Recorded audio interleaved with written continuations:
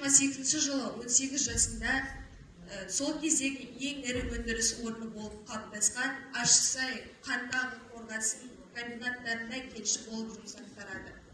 Ұлы Отан соғысы басталғанда Жезқазған кен орнына жұмысқа орналасады.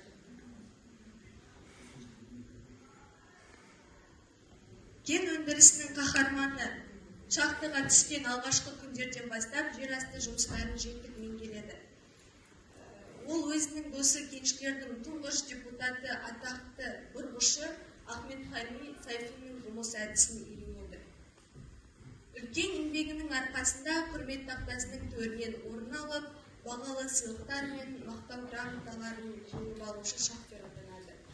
Оны отан соғысы жылдарындағы отандық сұранысты орындауды азаматтық борышы деп түсінген патриот азамат жауынгерлік вахтаға тұрып бір сменалық нормасын 40 жыл орындап, әлемдік рекорд жасап, Жезқазғанның ғана емес, Қазақстанның абыройын одақ көлеміне шығарған ерлік жасайды.